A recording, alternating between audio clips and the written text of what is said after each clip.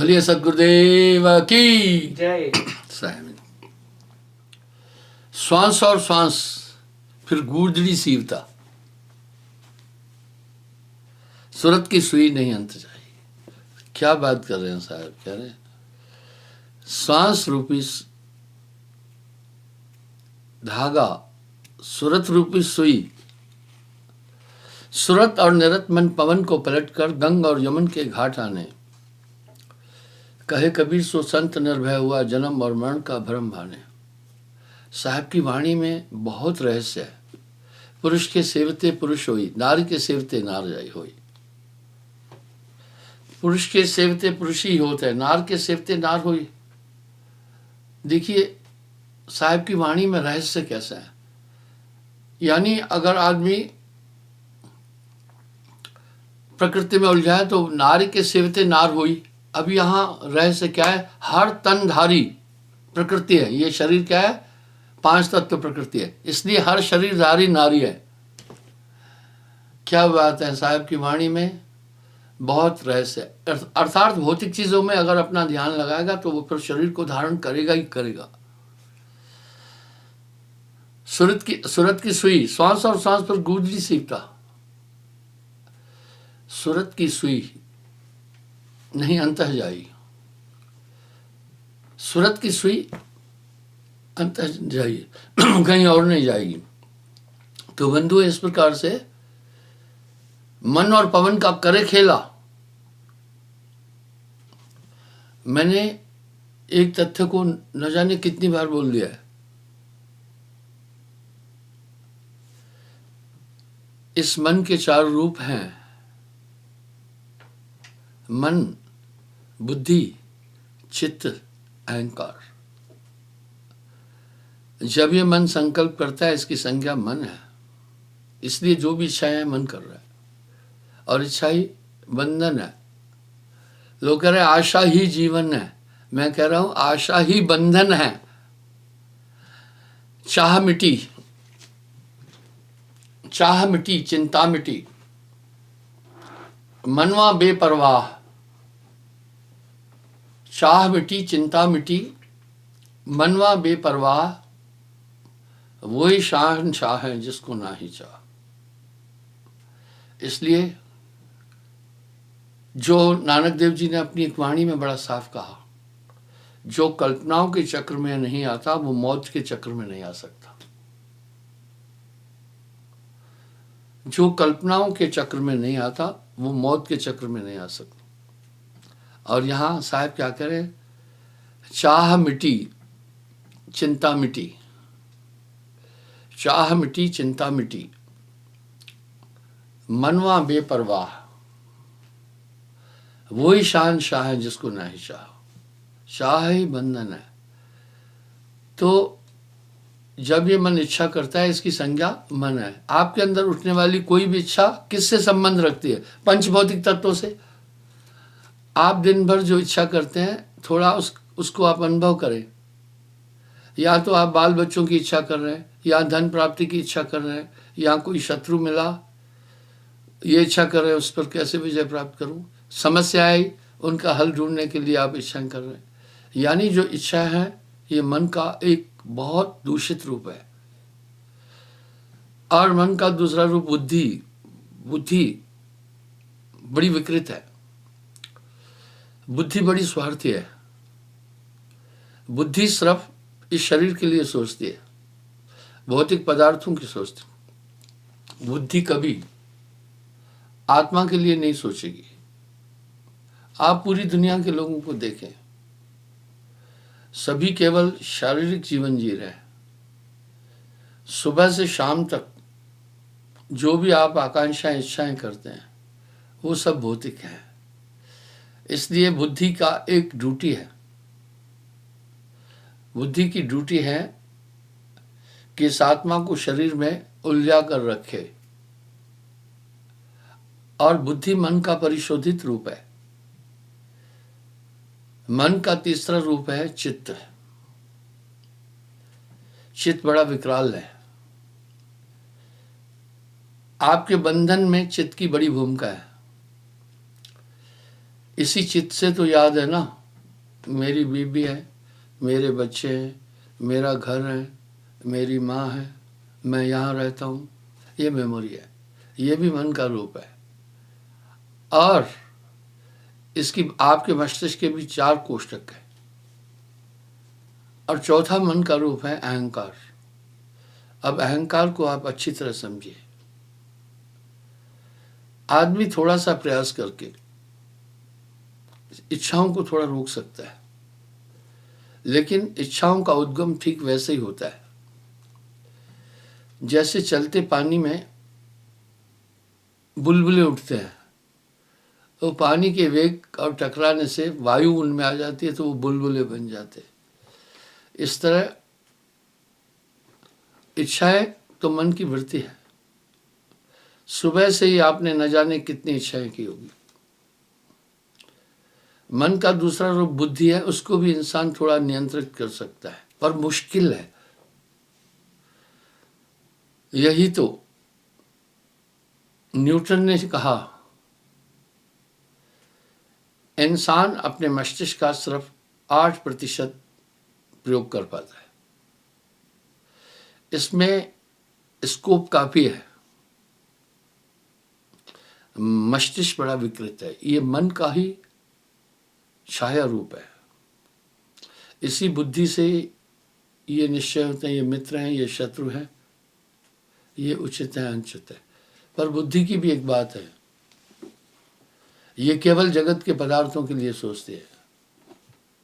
गोस्वामी जी बुद्धि पर कह रहे हैं, होए बुद्धि जब परम सयानी, ये बहुत चेतन हो जाए तो भी शुभ और अशुभ दोनों कर्म का बोध बुद्धि देती है।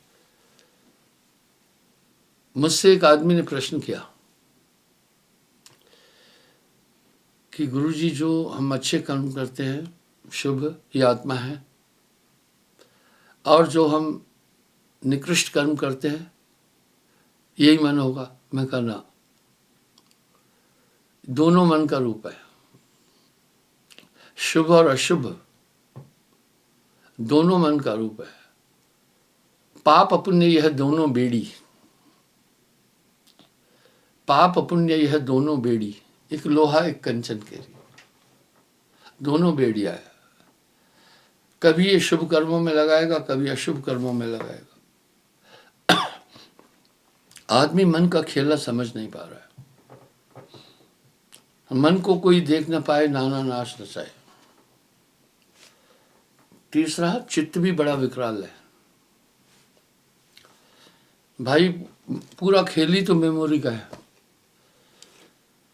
इसी चित्त से तो आपको याद है ना, मेरी ये माँ है, मैं यहाँ का रहने वाला हूँ, मेरी फलां पत्नी है, ये मेरा मित्र है, ये मेरा शत्रु है।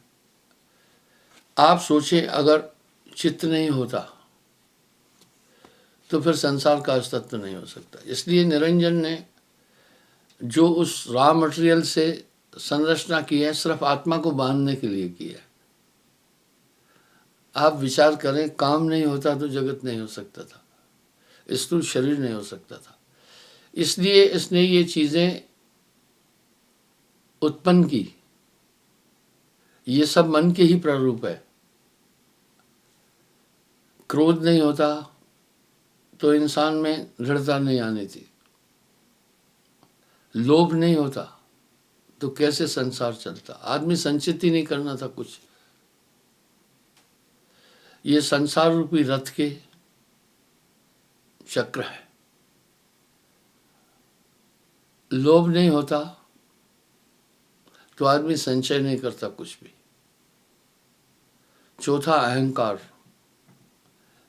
अहंकार क्रियाएं हैं। अगर अहंकार नहीं होता तो आदमी कोई क्रिया नहीं कर सकता था। इसलिए जहां आत्मा की व्याख्या आती है वो काम, क्रोध, लोभ, मोह, अहंकार से परे है। बहुत क्रिटिकल है शरीर। तभी तो साहब ने वाणी में कहा, ये काया है समृत केरी, ये काया है समृत केरी, काया की गत काहुन हेरी। इसको कोई नहीं समझ पाया। शिव गोरख सो पच पछारे, इस काया का भेद न पाए।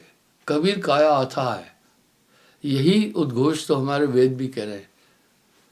ये पिंड ब्रह्मांड एक जैसा है, इस पूरे पिंड में पूरा ब्रह्मांड भरा पड़ा है। आप विचार करें, आपको अगर याद नहीं तो आप कुछ भी नहीं है। फिर आप विचार करें, अगर बुद्धि नहीं होती तो भौतिक कार्य नहीं हो सकते। आप कुछ पागलों को देख रहे हैं, आप कुछ पागलों को देख रहे हैं। आउट ऑफ कंट्रोल हो जाती है बुद्धि, तो बड़ी अजीब अजीब हरकतें करते हैं। और चौथा अहंकार क्रिया है। उठना क्रिया है, देखना क्रिया है, बोलना क्रिया है, सुनना क्रिया है, सभी चलना क्रिया है, खाना क्रिया है, बाकी जितने भी कर्म है क्रिया है। अब यहाँ आया क्रिया का, इन सबको संचालित कौन कर रहा है?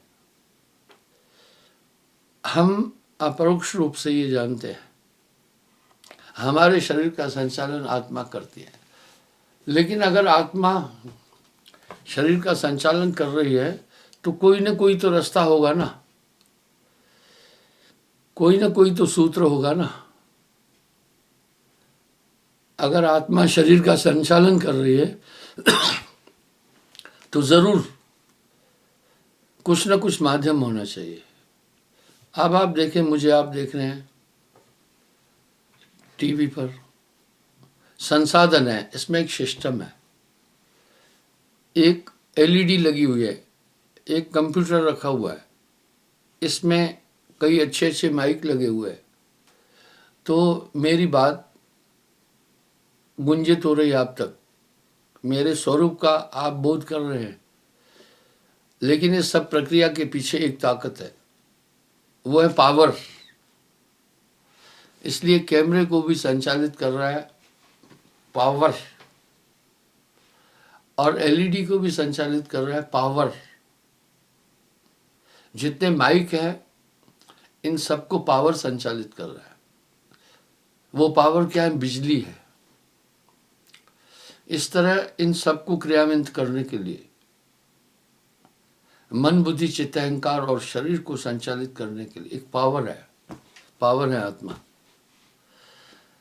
अच्छी बात है कि हम सब इतना तो स्वीकार कर रहे हैं कि शरीर आत्मा की शक्ति से चल रहा है। लेकिन कहाँ आत्मा बैठी है, कैसे आत्मा शक्ति दे रही है, ये इंसान नहीं समझ पा रहा है। सिर्फ इतना इसने जान लिया कि आत्मा शरीर को चला रही है, अपरोक्ष रूप से, परोक्ष नहीं। ठीक वैसे ही अब आप देखें, ये करंट कहाँ से आ रहा है जिससे सब चल रहा है? यहाँ सिस्टम है, बनाया हुआ है एक पावर का कमरा, वहां से पावर आ रहा है। वहां कहाँ से पावर आया? बिजली से। बिजली में ट्रांसफार्मर लगे हुए हैं खंभों में। अब ट्रांसफार्मर में पावर कहाँ से पहुंचा, बिजली कहाँ से पहुंची? मेन लाइन है 10,000 वोल्टेज की, वहां कहाँ से आया? बड़े बड़े पायलोन है, ग्रिड स्टेशन से वो पावर इन ट्रांसफार्मरों में आया। ग्रिड स्टेशन से पावर कहाँ से आया? आप देखें, बड़े बड़े बिजली पावर लगे हुए हैं, बड़े बड़े पाइलोन लगे हुए हैं बिजली के, वो उन्होंने पावर पहुंचाया ग्रिड स्टेशन तक। पाइलोन के पास कहाँ से बिजली आई? अगर आप सीधे पहुंचेंगे तो आप डैम पर पहुंच जाएंगे, आप डैम पर पहुंच जाएंगे। डैम से पावर कैसे बना? लोग कहते हैं पानी से, कुछ क्या बोलते हैं पानी में से पावर निकालते हैं, कुछ भ्रमित हैं, कहते हैं वो पानी काम का नहीं रहता है जिससे बिजली बन गई उसके बाद काम का नहीं रहता। उनको यथार्थ नहीं पता है, बिजली पानी के अंदर से नहीं निकाली जा रही है, दरअसल जो 3 तरह की बिजली बन रही है हमारे देश में, हाइड्रोलिक से, थर्मल सिस्टम से, और तीसरा एटमिक पावर से। तो बड़े बड़े बांध बने हुए हैं, बांध से पानी, काफी बड़े बांध है, नीचे बड़े बड़े टरबाइन लगे हुए हैं, उन टरबाइनों में मैग्नेट सिस्टम है पूरा, और उनका जो बेस है just show turbine, hydraulic power turbine. तो पानी वहां से फोर्स दे करके, फोर्स के साथ नीचे आता है। वो टरबाइन बहुत विशाल होते हैं। मैंने वहां एक ऑफिसर था मेरा, वो मुझे पूरा अंदर तक घुमाया, दिखाया मुझे। वो पंखों से टकराता है, इससे क्या होता है, वो बहुत बड़े बड़े टरबाइन घूमने लगते हैं, उनको बहुत बड़ा पावर चाहिए। अब नेचुरल सबसे सस्ता है ये हाइड्रोलिक सिस्टम का, तो वो पावर उस पंखों को प्रेशर देता है। पंखों को प्रेशर देने के कारण वो उनके अंदर जो मैग्नेट है यूं यूं होता है, उसके टकराने से, मैग्नेट के टकराने से बिजली निकलती है। फिर उसको जो निकलने वाली बिजली है उनको वो सप्लाई कर रहे हैं वहां से, वो सीधा क्या कर रहे हैं, उसको वहां से निकालकर बड़े बड़े पाइलोन के द्वारा परिशोधित केंद्र में पहुंचते हैं, जहां उस पावर को शील्ड और कंट्रोल किया जाता है। इसी तरह सलाल डैम का जो पावर, कच्ची बिजली निकली, वो राजस्थान साइड में जाती है, वहां परिशोधित होती है, वहां से फिर रिटर्न आती है। वो वहां से फिर रिटर्न आकर के ग्रिड स्टेशन में पहुंचती है। फिर ग्रिड स्टेशन आवश्यकता के अनुसार उस बिजली को फिर विविध जगहों पर पहुंचाता है। हमारी आत्मा भी एक सिस्टम से इस शरीर को पावर दे रही है, वो लोग नहीं समझ पा रहे, ये जानना होगा। आज्ञा चक्र में चेतन आत्मदेव बैठा है, जो हमारे शरीर का पावर ही प्राण है। आप देख रहे हैं ये बड़े बड़े पायलोन हैं, इसके नीचे पंख लगे हुए हैं। जैसे आप बम में भी देखें, बम के अंदर नीचे पंखे हैं। जब बम को थ्रो करते, भेजते हैं गन द्वारा, तो गैस बनती है, वो गैस उसको गति देती है, हवा में उड़ने के लिए पंखे, जहाज में भी है, हेलीकॉप्टर में भी है, वो उनको गंतव्य तक ले जाती है। वो आप देखिए डैम है ये। तो इस तरह से ये जो पावर सप्लाई हो रहा है, एक सिस्टम है ये पूरा, अगर वो चला जाए खत्म हो जाएगा। इस तरह आत्मा एक पावर दे रही है शरीर को। पावर क्या है? प्राण है। फिर ये प्राण हम ईंडा पिंगला से ले रहे हैं। कौन ले रहा है? एक चेतन ताकत, आत्मा अपनी चुंबकीय ताकत से श्वास को ले रही है। और इसका पावर हाउस कहाँ पर है? परिशोधित नाभि में जाकर होती है। वो विंड पावर नाभि में पहुंचता है, नाभि में पहुंचकर इसको परिशोधित करती है नाभि। नाभि सिर्फ रावण की फटने से नहीं मरेगा, नाभि किसी की भी फटेगी मर जाएगा। अगर नाभि फट गई फिर बचेगा नहीं। उसके बाद वो परिशोधित करके 10 वायु वहां बना देता है। आप देखिए, ये वही बिजली कूलर बना देती है, एसी बनाती है, वो हीटर बना देती है, वही लिफ्टिंग का काम कर रही है। वहां उसको जैसा तंत्र मिला, बिजली उसकी तरह काम कर रही है, वैसी ढल जाती है। इसलिए 9 नाड़ियों के माध्यम से और 10वीं त्वचा, ये 10 वायु संचालित होती है। इन 9 नाड़ियों में 3 प्रमुख हैं, ईंडा, पिंगला और सुषुम्ना। इसके द्वारा ये शरीर संचालित है। इसी से बुद्धि चल रही है, इसी से मन चल रहा है, इसी से चित्त चल रहा है, इसी से अहंकार चल रहा है, इसी से क्रिया होती है। तो ये पावर सप्लाई किसने किया? आत्मा ने। अच्छी बात है, हम चाहे अपरोक्ष रूप से ये जानते हैं कि शरीर को ऊर्जा आत्मा ने दी। यही तो आत्मा बंधी है ना। आत्मा को किसी भी इंद्रियों से संबंध नहीं है, कोई भी जगत के पंचभौतिक तत्वों से संबंध नहीं है, लेकिन ब्रह्मवश आत्मा ने माया और मन के कारण अपने को शरीर माना। यहां साहब बड़ा साफ कह रहे हैं, जीव पड़ा बहु लूट में, जीव पड़ा बहु लूट में, ना कुछ लेना देना। ये आत्मा लूट में पड़ी हुई है, वो कुछ लेना देना नहीं आत्मा को।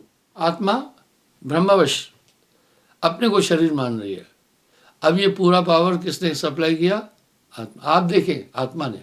आप देखें, अगर हमें 30 से 35 सेकंड तक श्वास नहीं मिले, इंसान खत्म हो जाता है। इसी तरह यहाँ बिजली चली जाएगी ना, पूरा मामला ठप है।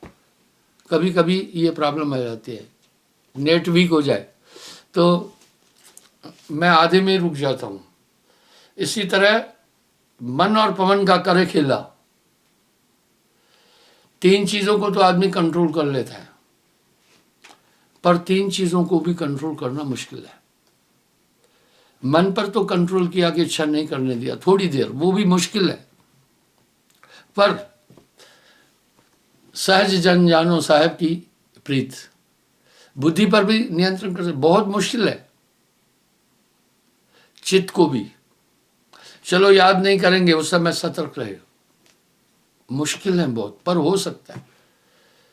पर अहंकार पर नियंत्रण करना मुश्किल है, बहुत मुश्किल है। क्यों?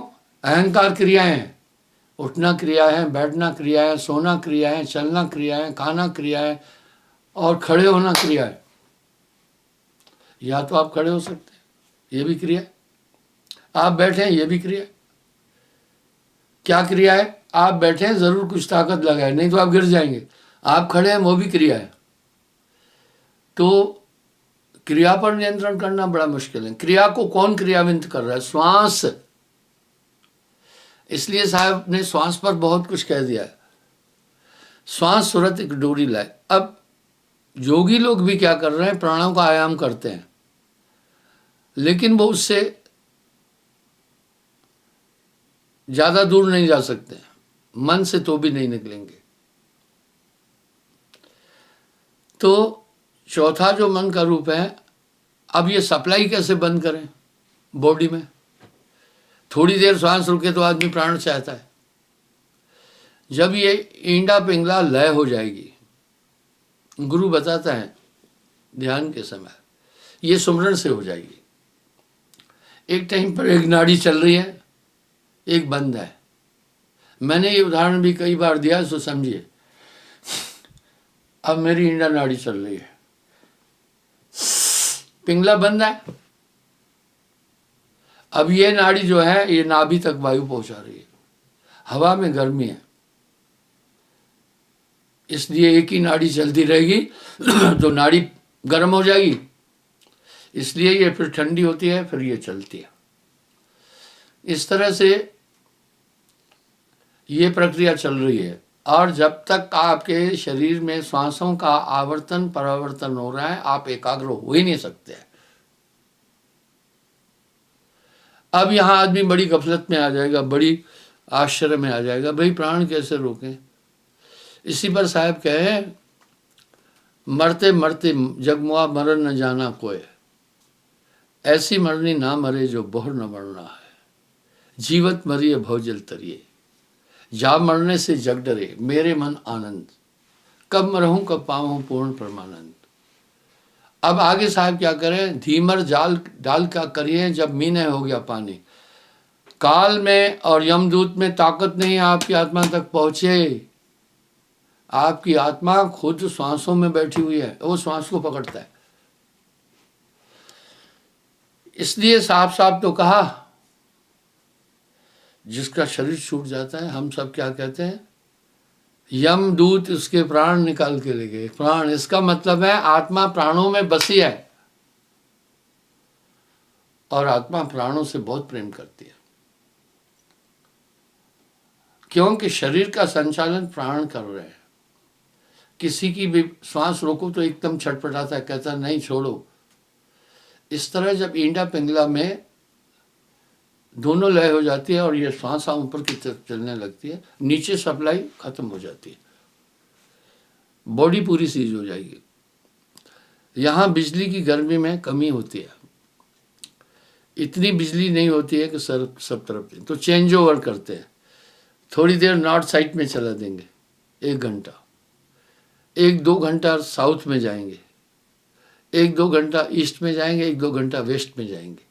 इस तरफ बिजली का सर्कल चलता है, वो डाइवर्ट कर देते हैं। तो साहब भी कह रहे हैं पवन को पलटकर शून्य में घर किया, धर में अधर भरपूर देखा।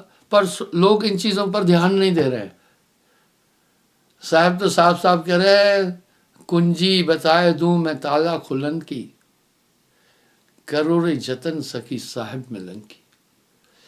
अब कैसे स्वाभाविक श्वासा की आदत पड़ गई है नाभि में जाने की, नेचुरल है।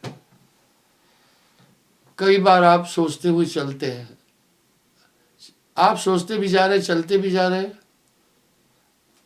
ऐसा नहीं है कि पैर खुद चल रहे हैं, आप पैरों को भी चला रहे हैं। आपने सर्कस में भी देखा होगा, कुछ लड़कियां कमर में रिंग है तो कमर हिलाती है, रिंग यूं चलता है, और गले में भी रिंग है, वो अपोजिट दिशा में चल रहा है। क्या बात है, कमर वाला यूं चल रहा है और गर्दन वाला यूं चल रहा है, फिर टांगों में भी है। वाह, इस प्रकार से वो बहुत कंसंट्रेशन का खेल है। इस तरह सूरत के दंड से घेर मन पवन को, फिर उल्टा चले। जीवत मरिए बहुजल तरिए, उसका यही रहस्य है। ये पूरी श्वासाओं को कहाँ ले जाता है? शून्य में ले जाता है। आपको ध्यान होगा, मैंने गोरखनाथ जी और कबीर साहब की गोष्ठी के विषय में बात की है। गोरखनाथ जी ने साहब से पूछा, कबीर काया मध्य सार क्या? साहब ने कहा, गोरख काया मध्य श्वासा सार। अब वो कह रहे हैं कहां से श्वासा उठते हैं, कहां पर आए समाए? भाई गंगा जी कहां से शुरू हो रही है? गंगोत्री से। गंगोत्री से कहां जाकर समाती है? बंगाल की खाड़ी में। ऐसे ही गोरखनाथ जी ने साहब से पहले एक बात पूछी, श्वासा मध्य सार क्या? साहब ने श्वासा मध्य श्वासा सार। फिर गोरखनाथ जी ने पूछा, कहां से श्वासा उठते हैं, कहां पर जाए समाए? साहब ने कहा, शून्य से श्वासा उठते हैं, नाभि तल में आए। बोल रहे हाथ पांव इसके नहीं, कैसे पकड़ी जाए? श्वास कैसे पकड़े? भाई आदमी हाथ पांव पकड़ लेता है, कुछ पकड़ लेता है, श्वास कैसे पकड़े? बड़ा प्यारा प्रसंग है। गोरख जी ने कहा, हाथ पांव इसके नहीं, कैसे पकड़ी जाए? साहब कह रहे, हाथ पांव याके नहीं, पर सूरत से पकड़ी जाए, यानी कंसंट्रेशन से पकड़ी जाएगी। कंसंट्रेशन से क्यों पकड़ी जाएगी? कंसंट्रेशन से ही श्वासा नीचे, श्वासा का आवर्तन परावर्तन हो रहा है, कंसंट्रेशन से ही हो रहा है, सूरत से हो रहा है। इससे उसको पलट दिया। जब ये श्वासा पलट जाती है, अब यहाँ साहब ने साफ साफ दिशा तो दी ना, पवन को पलटकर शून्य में घर किया। अब शून्य क्या है? पूरा ब्रह्मांड शून्य से ही है। एक ठेलुआ मुझे क्रिटिसाइज कर रहा था, शून्य मीन्स जीरो। हाँ, उसको ABCD भी अध्यात्म का पता नहीं है, पर बड़ा ज्ञाता बन रहा है भाई, चलो उसको पता नहीं है। अब साहब साफ कह रहे, शून्य में रचो संसारा। शून्य एक एलिमेंट है, उसी से पांचों तत्व पैदा हुए, वहां से श्वासा उत्पन्न हुई है, वहीं पर जाकर समाती है। अब साहब एक शब्द कह रहे हैं, शून्य महल की फेरी देई, सो वैरागी पक्का हुई। और क्या कह रहे हैं? पवन को पलटकर शून्य में घर किया, धर में अधर भरपूर देखा। कहे कबीर गुरपुर की बार से, त्रिकुटी मध्य दीदार देखा। एक भ्रकुटी एक त्रिकुटी है। इस तरह से वो वहां पर ये हुआ, जीवत मरिए बहुत जल तरी, पूरी बॉडी क्या हो जी, होल्ड। पर उस समय डर लगता है, ये डर लगता है कि अब हम शरीर में आ पाएंगे या नहीं। जब श्वासा पलटने लगती है तो बॉडी फिर काम नहीं करता। वो हाथ हिलाना चाहता नहीं हिलेगा, पैर हिलाना चाहेगा नहीं हिलेगा, वो डर जाता है मर गया शायद। इसको कहा जीवत मरिए भवजल तरिए, मरते मरते जगमुआ, मरण न जाना कोय, ऐसी मरनी ना मरा जो बढ़ न मरना होए। तो बंधुओं, इस प्रकार से वो शून्य में पहुंचता है। शून्य शिखर चर बीन बजाए। कल मैं पुनः यहीं से अपनी बातचीत प्रारंभ करूंगा। क्षमा चाहता हूं, समय हो रहा है साहिब।